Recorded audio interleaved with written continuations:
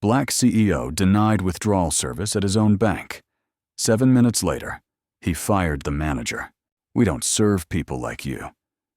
That sentence wasn't uttered at a roadside diner in 1955. It was said in the heart of modern-day Atlanta in 2025. And it was directed at the CEO of the very bank where those words were spoken. A gripping and dramatic story is unfolding. To continue, hit like and subscribe so you won't miss more powerful emotional stories from Black Strength Stories. 9:15 a.m. on a Tuesday at the Central Branch of Capital Trust Bank, located right at the corner of Peachtree and Marietta. People were coming and going as usual. Among them was a black man in his early 40s, dressed simply in a navy blue hoodie, dark slacks, and a baseball cap. He walked into the bank like any ordinary customer, carrying a withdrawal slip for $75,000 in cash. None of the staff, from tellers to the manager, recognized that the man was Finn Johnson, the CEO of the entire Capital Trust banking system, with over 480 branches nationwide and 2.4 million customers. He had no entourage, wore no luxury watch, and drove no flashy car. He was just a regular customer until he handed the withdrawal slip through the glass window. Amy, a young teller, looked at the figure on the slip, then up at him, and her expression shifted noticeably. "Please wait a moment," she said, not to confirm technicalities, but to call someone. A minute later, Greg, the floor supervisor, walked over, tall, buzz-cut, and with a voice that needed no microphone. "What's going on with this account? 75 grand?" He bent down, looked Finn straight in the eye, and asked loudly, "What are you going to do with that kind of money?" Finn stayed calm. "I need to withdraw cash from my account. I've provided all the necessary documentation." Jason, another employee behind the counter, leaned over to whisper to Greg, loud enough for nearby customers to overhear. "Probably lottery winnings or some sort of settlement. Not a businessman." The atmosphere began to shift. Staff exchanged glances, whispering. Some customers turned around, watching with suspicion. Hilda Augustus, the branch manager, appeared like a corporate power figure stepping out of a boardroom. She didn't ask for a name, didn't shake hands, didn't offer a greeting. Her eyes were cold, her voice sharp as a razor. "This amount of money isn't appropriate for people like you." She didn't say black, but everyone in the room understood what she meant. Finn stood tall, unblinking. "I've been a customer of this bank for over 12 years. "Security!" Hilda called out, her voice cutting above the sound of keyboards and money counters. 2 security guards approached. One placed a hand on Finn's arm. People nearby began pulling out their phones to record. And at that moment, Finn pulled out his phone from his coat pocket, slowly, without haste, and dialed a familiar number. "Hello," he said, his voice steady. "This is Finn Johnson. I'm being detained by staff at Capital Trust's main branch while attempting to withdraw money from my account." The room fell silent. Greg furrowed his brow. Jason scoffed. Hilda folded her arms, visibly irritated. But something had started to shift. Second by second, gaze by gaze, the doubt began to turn into concern. Because that voice, that name, Finn Johnson, was not unknown in this system. And with just one phone call, the structure built on prejudice began to fracture.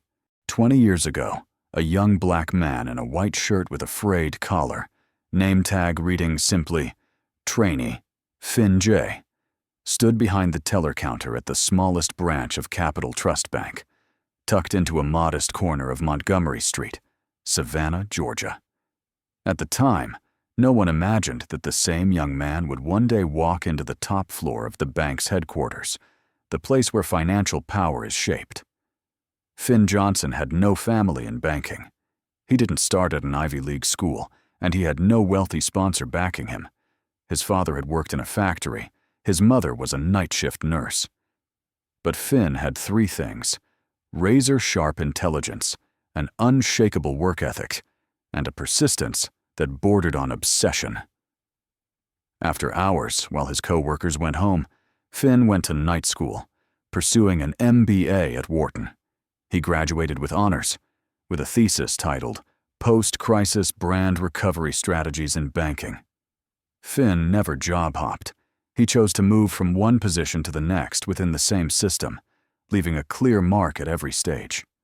As a loan officer, he proposed a new model for evaluating small loans, boosting approval rates by 34% for individual clients without increasing default risks. As a branch manager in Macon, he led the team to exceed revenue targets by 22% for 2 consecutive quarters. In his role as regional director for the Carolinas, he restructured the customer service division, increasing satisfaction rates from 68% to 91% in just 9 months. And then, when he was named CEO, a move that sent shockwaves through the executive ranks, quiet questions began to emerge, not about his competence, but about his appearance. Can a black man be the face of Capital Trust?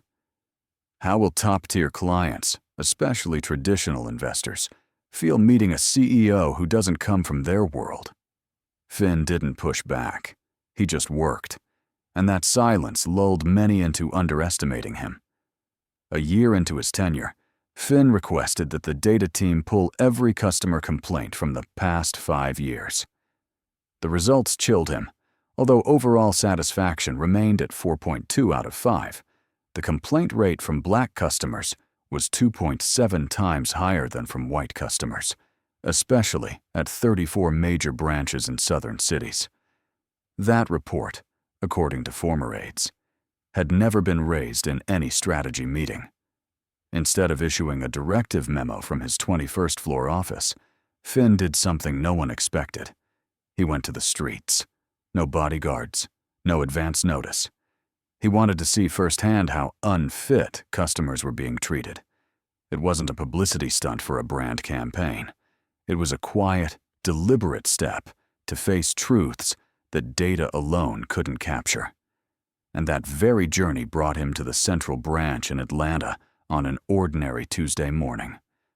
The place where, just minutes earlier, a security guard had placed a hand on the CEO, because he believed that man wasn't the kind of person who could have $75,000 in his account.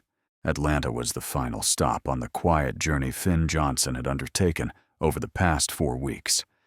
Disguised as a simple middle-aged man, no suit, no driver, no emblem of power on him, Finn had visited 16 Capital Trust Bank branches across 4 states: Georgia, Alabama, Tennessee, and South Carolina. No one realized that the man taking notes diligently on his phone while waiting in the customer lounge was the CEO of the entire banking system.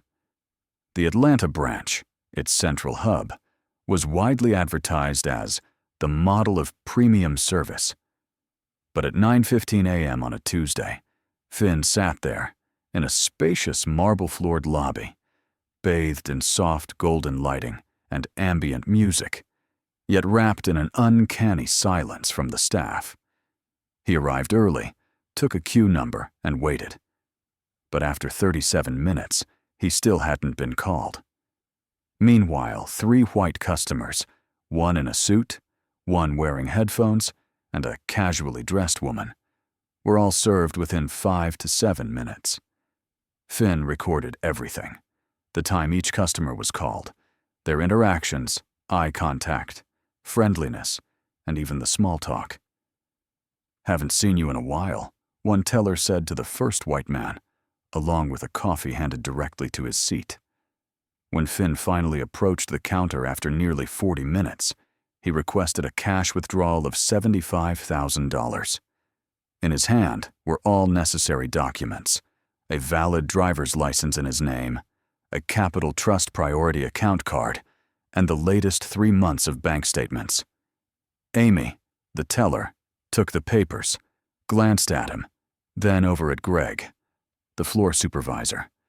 Without a word, just a raised brow, Greg approached, standing close behind Amy, arms folded across his chest. "You need that much cash?" Greg asked, his voice noticeably louder, enough for people at nearby counters to hear. "This type of accounts had some unusual activity lately. We need to verify further." "Yes, but I've already provided all required documents," Finn replied calmly. Jason, the teller across from them, looked over and muttered just loud enough, "Probably lottery winnings or some payout or whatever." A smirk slid across his lips as if watching a show. People around began to turn their heads. Finn could feel the shift in the air, the scrutinizing glances, whispered comments, phones slowly being raised to record. Then came Hilda Augustus, the branch manager, long proud of Atlanta's over 90% customer satisfaction record for 3 consecutive years, stepped in with deliberate authority. She didn't greet, didn't ask his name, didn't verify his identity. Instead, with a haughty tone, she declared, $75,000? That's not appropriate for someone like you. Capital Trust serves a different class of clientele. Everything froze. Every word from Hilda tore through the illusion of civility like a blade. Greg stood behind her, nodding. Jason grinned smugly. Amy stared down at the counter. Finn remained where he was, unmoved. He didn't shout, didn't react, only said quietly, "I request to proceed with my transaction." Hilda waved her hand. "Call security." 2 men in black uniforms approached. No words, no explanations. They grabbed Finn's arms. One clamped down on his wrist, the other gripped his shoulder firmly. From a customer withdrawing his own money, Finn was now a suspect. No accusation, no protocol, no due process. Only the cold, disdainful judgment of those who thought they knew exactly what kind of man he was. But they had made a grave mistake. They didn't know the man whose wrist they held was the very person with the authority to sign off on the end of their careers with a single command. Amid curious glances, murmuring voices, and the tightening tension in the air, Finn Johnson maintained an astonishing calm. Even with 2 security guards gripping his arms and Hilda Augustus staring him down with eyes as cold as steel, he showed no anger. Instead, he reached into his coat pocket, pulled out a silver iPhone, and with one decisive motion, placed a call. His voice rang out clearly, unwavering. "Liam, I'm at the Capital Trust branch, downtown Atlanta. They're detaining me for withdrawing money from my account. Get here now." On the other end, Liam Roberts, Regional Executive Director of the Southern Division, had just finished presenting the fiscal expansion plan on the 26th floor of headquarters. The moment he heard Finn's voice, he shot up, scattering a folder of documents to the floor. Without asking a single question, Liam shouted into the internal comm system, "Lock all cameras at the Atlanta branch. Secure all footage from the past 2 hours. Legal team, now. No one leaves the branch, especially the branch manager and the teller team." Immediately, the internal security system activated. On the massive screen in the executive operations room, every camera at the Atlanta branch came alive, capturing the lobby, hallways, and every employee's face. Jonathan Davidson, chairman of the board, a famously composed 63-year-old Asian American man, dropped his teacup for the first time in memory as a zoomed-in image of Finn appeared on the screen. "No. No way. That's Finn Johnson," he stammered. The conference room transformed from silence to chaos. Assistants scrambled to grab personnel files, and the head of HR jumped up to check employee rosters. A senior executive gasped, "Oh my God, they've got him restrained like a criminal." Meanwhile, Liam Roberts avoided the main elevators. He punched a code into the executive lift, an emergency speed elevator reserved for crises. 2 minutes. That's how long it took to reach the main lobby from the 26th floor. Along the way, he called internal security and instructed his special assistant to prepare an official statement. Back at the Atlanta branch, the wall clock ticked to 10:17. Finn Johnson still stood there, one arm restrained, the other holding his phone. Hilda Augustus stepped closer and lowered her voice in a threatening tone. "Turn off that phone. If you keep causing trouble, I'll call the police." But Finn simply spoke further into the phone. "Yes, I'm still being held. They're refusing the transaction, and there's no legitimate reason." Those filming with their phones stopped recording, switching to live stream. This was no longer a private matter. It had gone public. One video had already surpassed 5,000 views in just 3 minutes. Then, at exactly 10:22, the glass doors of Capital Trust burst open with a crash like thunder. Liam Roberts, 6 feet 2 inches, in a crisp white shirt, gray tie, and an executive badge gleaming on his left chest, stepped inside. The two guards instinctively backed away. Jason, who had smirked minutes earlier, turned pale. Amy froze. Greg swallowed hard. As for Hilda, she took a step back, instinctively sensing a reckoning approaching. The air inside the Capital Trust branch lobby froze, as if time itself had stopped. Liam Roberts, his face composed, but eyes burning with restrained fury, walked straight up to Hilda Augustus.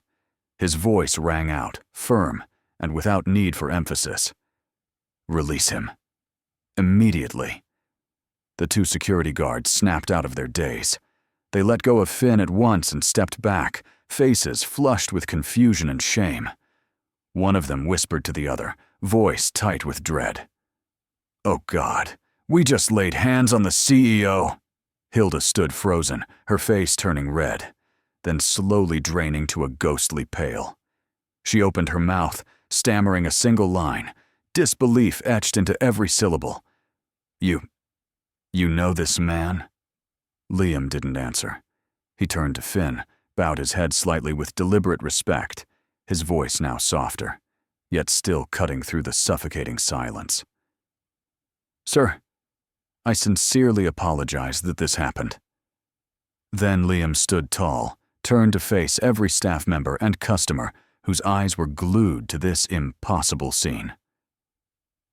"Ladies and gentlemen," he announced, "the man who was just denied service, questioned, detained, and humiliated before your eyes, is the current CEO of Capital Trust, Mr. Finn Johnson." A shockwave rippled through the room. Jason dropped his hands from the counter, face drained of all color.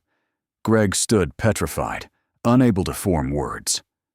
Amy, the teller who had once smiled brightly at white customers but looked coldly at Finn, burst into tears. And Hilda, the branch manager who had loudly declared, "We don't serve people like you," took a full step back, her hands trembling so hard she could no longer grip her tablet. Finn remained silent. His eyes held no anger, only the calm of someone well acquainted with the weight of prejudice, someone who had long learned the true faces hidden behind institutional masks. He reached into the inner pocket of his coat and pulled out a black leather wallet. Unhurried, unshowy, he took out a Platinum Access card, the kind issued only to the highest-ranking executives of the corporation. Finn stepped toward the executive login terminal near the entrance and scanned the card.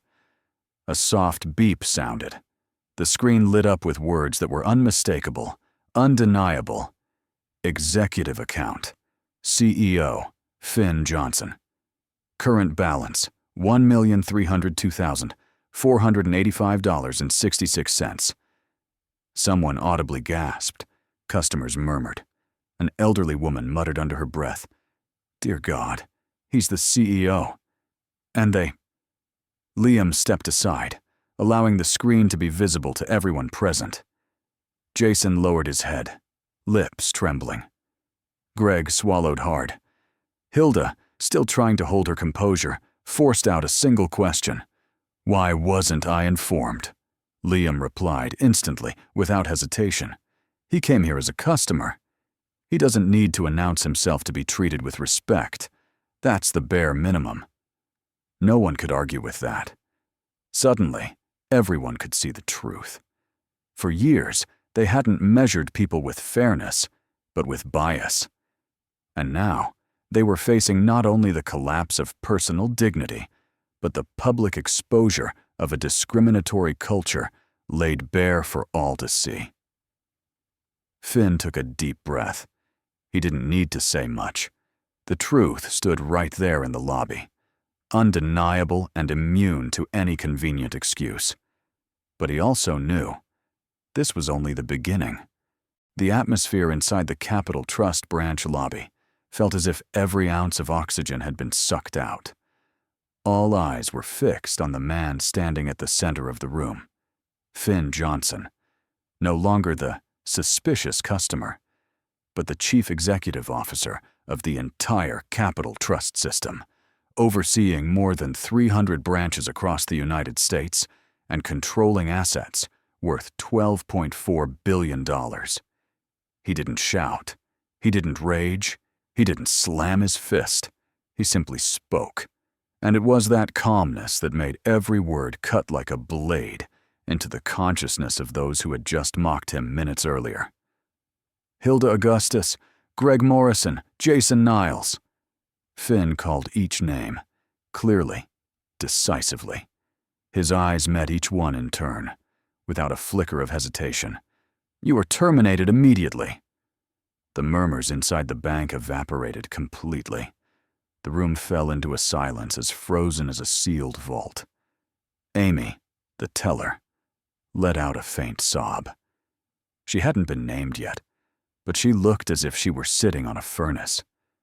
Hilda stepped back again, gripping her still-lit phone with white knuckles. Jason didn't move at all, as though if he stood still long enough, time might rewind itself. Finn didn't wait for reactions. He continued, his voice steady, every word landing like a final verdict. "There will be no warnings, no second chances, no probation, no internal memos. Your actions today contradict every core value Capital Trust has built over the last 70 years. He paused for a beat, scanning the rest of the staff. This wasn't just discrimination. This was a serious violation of professional ethics, service standards, and civil rights law. You're not being fired because you failed to recognize me as CEO. You're being fired because this is how you treated anyone you deemed inferior." Liam Roberts, the regional executive director, stepped forward, adding in a sharp tone, "All behavior this morning has been recorded by the internal surveillance system. Everything will be sent to audit, HR, legal, and if necessary, the Federal Civil Rights Office." Jonathan Davidson, the chairman of the board, was also watching live from the central operations room via a secure feed. He had sent Finn a message 2 minutes earlier. "Full authority for internal action granted. Act decisively and consistently. You have our support." Finn turned to Amy, the only one of the group under scrutiny who hadn't been terminated. His voice was low but resolute. "Ms. Amy, you will not be dismissed today, but you will be immediately transferred to the Professional Ethics Development Division and retrained from the ground up. Any future opportunities you receive will depend entirely on whether you relearn the fundamental lesson. Every customer deserves respect." The young woman nodded rapidly, eyes brimming. She couldn't speak, but the tears running down her cheeks spoke for her remorse. The 2 security guards, those who had restrained Finn, were also named. They would not be fired, but would face internal disciplinary hearings. One of them, named Curtis, bowed his head and whispered, "Sir, I'm sorry. I didn't know." Finn didn't respond immediately, but his gaze held no hatred. He understood that parts of the system were programmed with biases that not everyone had chosen, but it was up to them to choose to break it. Once everything was laid bare, Finn turned back toward the lobby, where customers, employees, and every set of eyes still stood in stunned silence. No one doubted anymore who held the authority here, but more importantly, Finn hadn't wielded that authority for revenge. He had used it to cleanse. The news spread faster than any financial market rally. Less than 2 hours after the incident, leaked security footage showing CEO Finn Johnson being physically restrained by his subordinates went viral at lightning speed. Headlines exploded across major news outlets. Bank CEO humiliated, fires staff on the spot. CNN broke the story at 11:32 a.m., followed by MSNBC, Bloomberg, then The Guardian, Forbes, and Business Insider. On social media, the hashtag #CEO, while Black reached 1.7 million tweets within the first 8 hours, climbing to the #1 global trend on Twitter. Heated debates erupted. How many more times must successful Black individuals prove they are worthy of respect? Professional forums raised a chilling question. What if Finn hadn't been the CEO that day? Inside Capital Trust, the earthquake hadn't stopped. The Office of Professional Ethics was immediately ordered to audit all branches with prior complaints. Within just 3 days, the National Banking Oversight Commission, NBOC, announced a federal investigation into systemic discrimination. The 84-page preliminary report revealed that 4 other branches in Mississippi, North Carolina, Texas, and Illinois exhibited similar behavior, ranging from delays in processing transactions to outright denial of account openings if the customer was Black and lacked a permanent residential address. At the Atlanta branch, where it all unfolded, the personal consequences began to mount. Hilda Augustus, the branch manager, was not only terminated, but also referred to the Georgia State Civil Rights Authority for investigation. At least 9 previous complaints against her, dating back to 2022 and previously archived internally, resurfaced. Some included allegations of forcing 2 Black female employees to resign after maternity leave. The Women in Finance Association publicly demanded full accountability. Jason Niles, the employee who made derogatory remarks about Finn during the transaction, was sued by a coalition of pro bono attorneys led by former federal judge Marcus Hill. Charges: defamation, racial discrimination, and breach of professional ethics. The penalties could reach up to $75,000, along with civil liability. Greg Morrison, who had already received a formal warning last year for discrimination against LGBTQ+ clients, had his federal financial practice license revoked by the Financial Conduct Authority. For the next 5 years, Greg is barred from working at any licensed bank, credit union, or financial institution within the United States. The backlash didn't stop at the media. It came from customers, too. Within 48 hours of the incident, Capital Trust received over 12,000 emails from clients demanding clarity on its anti-discrimination policy. More than 1,200 accounts were closed, most belonging to Gen Z and millennial customers, demographics known for demanding fairness and transparency. At the headquarters, Finn held a closed-door press conference. He did not appear as a cold, corporate CEO, but opened with a voice full of emotion. "I don't need sympathy. I need a change. This isn't a story about one man being misunderstood. This is the story of a system that needs repair from its roots." That statement, clipped and broadcast on national television, triggered a wave of responses from other financial institutions, many of which began publicly releasing internal reports on diversity, equity, and inclusion, something that had long remained mere corporate slogans. What seemed like the misstep of a single branch ended up tearing down the curtain shielding a deeply rooted mechanism. And the 7-minute phone call became the catalyst for what many are now calling a revolution in American banking. The crisis did not cause Finn Johnson to retreat. On the contrary, it awakened a plan he had quietly prepared for months, a sweeping reform, not just of personnel, but of the ethical foundation of the entire capital trust banking system. And he knew, without addressing the root, any apology would be nothing more than an excuse. 3 days after the incident at the Atlanta branch, Finn organized a nationwide live stream meeting with over 14,000 employees simultaneously.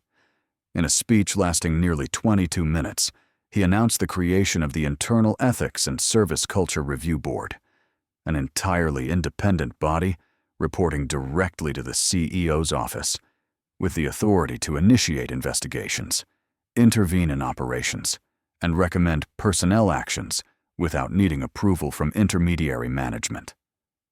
Within the first week alone, 197 employees across the U.S. submitted requests for departmental transfers, including 46 individuals who had previously endured silent racial discrimination, cases that had no formal complaint records until then. Some shared that they had been waiting for the day a CEO would stand on the side of truth. Finn also began overhauling the recruitment process. Starting the following month, Capital Trust implemented a blind resume policies in the initial screening round, removing all names, gender, images, addresses, and educational institutions so that candidates would be assessed solely on experience and skills. The Human Resources Department was restructured with a mandatory requirement that every interview panel must include at least one member from an ethnic or cultural minority group. However, the most significant change, and the one that drew attention across the financial industry, was the establishment of the Sandra Smith Scholarship Fund. The fund was named after a former black teller at the Charlotte branch who passed away 2 years prior after suffering from severe depression. She had filed 3 internal complaints, all of which were dismissed for lack of specific evidence. Finn recounted her story at a press conference, his voice lowering as he said, "She's no longer with us, but there are many more like her still within this system, and I refuse to lose another one." The scholarship, valued at $500,000 per year, is awarded to black students pursuing studies in finance, with a preference for those attending public and community colleges. In its first month, more than 1,800 applications poured in from across the United States. The selection committee includes independent experts, educators, and nonprofit representatives. Additionally, Finn invited the Progressive Policy Institute, a respected NGO in economic reform, to conduct an independent survey on Capital Trust's corporate culture. The preliminary results after 60 days revealed that 64% of employees felt safer to speak up, and nearly 72% believed that leadership is taking action, not just talking. Finn didn't opt for lengthy speeches or hollow PR campaigns. He made a brief appearance on a national broadcast on ABC, answering a single question from the host. "Do you think you're going too far?" Finn replied without hesitation. "I'm not asking for sympathy. I'm asking for fair treatment for everyone. If that's too far, then I will keep going even farther." Those words, clipped into a 38-second video, spread across social media. No background music, no effects. Just the eyes of a man who was once restrained by his subordinates, now opening a door for thousands of others to step into a fairer system. And Finn knew, reform is not a gesture. It is a matter of survival. 12 months after the phone call that shook the entire Capital Trust system, Finn Johnson stepped onto the main stage of the National Finance Conference in Chicago. Nearly 2,500 attendees, from CEOs of major corporations to final-year MBA students, watched in silence as he walked to the microphone. And when the mic came on, Finn didn't begin with achievements or strategy, but with a sentence that had become an industry mantra. A company cannot be strong if it allows bias to grow at the front desk. The hall rose in a standing ovation that lasted more than a full minute. Finn didn't just become a symbol of change in the financial sector, he became a role model for the entire industry. Forbes named him Corporate Culture Transformer of the Year, a title never before given to a banking CEO. In a 7-page feature on him, Forbes referred to the Atlanta incident as a Lehman Brothers moment for racial bias in American banking. Finn's story is now taught as a case study in 9 top business schools, including Wharton, Stanford, Kellogg, and Harvard. The course is titled Leadership Through Humiliation, the Finn Johnson Lesson. Inside Capital Trust, the reforms had taken root deep into the structure. The Atlanta branch, once the system's blemish, was completely overhauled. All management-level staff were replaced. The customer service process was rewritten from scratch. A large sign was installed in the main lobby, black text on a white background. "Here, you are a customer, not a target for judgment." And on the glass wall of the main meeting room, the names of more than 70 employees and clients who had once faced discrimination were etched in, as a reminder that no one should forget why change was necessary. Finn maintained a simple lifestyle. No private driver, no beachfront mansion. He still drove to work in his 2019 Ford Explorer and still personally visited branches unannounced once a month. But one thing had changed. Everywhere he went, the eyes that greeted him now carried respect instead of suspicion. Then something remarkable happened. Wells Morris Bank, a longtime competitor, invited Finn to be the keynote speaker for its system-wide training program. In his talk, he recalled the moment he was restrained in the lobby. "I wasn't scared. I was sad. Sad because so many people have gone through that without cameras, without a title, with no one coming to help." The speech went viral on LinkedIn with over 4 million shares and became an internal training video for more than 300 financial institutions across the United States. One Monday morning, Finn stopped by the Atlanta branch unannounced. A new teller named Sophia, of Haitian descent, smiled brightly when she saw him. "Good morning, Mr. Johnson. We learned about you in training last month." Finn smiled back and quietly signed a $75,000 withdrawal form. This time, the entire process was completed in 4 minutes. On his way out, he looked again at the large sign behind the counter. "We serve with justice, not with judgment." And that was exactly what he had fought for over the past year. To build an organization that does not kneel to comfort, but stands tall for fairness. Finn Johnson, the man once thrown out of the very bank he led, didn't just reclaim his dignity. He lit a torch for the entire American banking industry. A torch that should never be allowed to go out. The story of Finn Johnson is not just about a black man being humiliated in the very place he helped build, but a testament to a harsh reality still alive today. That power does not shield one from prejudice, and skin color remains an invisible barrier many must overcome daily.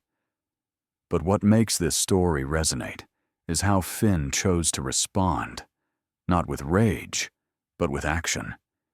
He didn't just seek justice for himself, he carved a path for thousands of others to be treated with dignity. So the question remains, are we unknowingly enabling systems like this just because they haven't targeted us yet? How many more people will have to suffer in silence? Is one courageous CEO enough to change an entire industry? Leave your thoughts in the comments below. What do you think of Finn's actions? Too extreme or precisely right? Don't forget to like and subscribe to Black Strength Stories so you won't miss more powerful and inspiring true stories like this one.